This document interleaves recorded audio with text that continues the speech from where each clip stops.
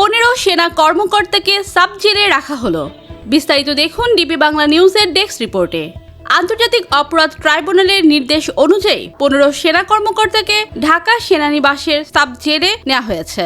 মানবতা বিরোধী অপরাধের 3টি মামলার আসামি 15 জন সেনা কর্মকর্তা বুধবার সকালে ট্রাইব্যুনালে হাজির করা হয়। শুনানির পর আন্তর্জাতিক অপরাধ ট্রাইব্যুনাল 1 তাদের কারাগারে পাঠানোর আদেশ দেন। কারা অধিদপ্তরের অতিরিক্ত কারা মহাপরিদর্শক মোহাম্মদ জাহাঙ্গীর কবির এ তথ্য জানিয়েছেন। এদিন সকাল 10টার দিকে এই সেনা কর্মকর্তাদের ট্রাইব্যুনাল প্রাঙ্গণে থাকা কারা কর্তৃপক্ষের প্রিজন ভ্যানে তোলা হয়। পরে সবুজ রঙের প্রিজন ভ্যানটি ট্রাইব্যুনাল প্রাঙ্গণ ত্যাগ করে। এর আগে ওই 15 সেনা কর্মকর্তাকে সকাল 7টার পর ট্রাইব্যুনালে হাজির করা হয়। শুনানি নিয়ে তাদের কারাগারে পাঠানোর আদেশ দেন আন্তর্জাতিক অপরাধ ট্রাইব্যুনাল 1। বিচারপতি মোহাম্মদ গোলাম মর্তুজা মজুমদারের নেতৃত্বাধীন 3 সদস্যের ট্রাইব্যুনাল 1-এর অপর 2 সদস্য হলেন বিচারপতি মোহাম্মদ শফিউল আলম মাহমুদ ও বিচারক মোহাম্মদ মহিতুল হক এনাম চৌধুরী।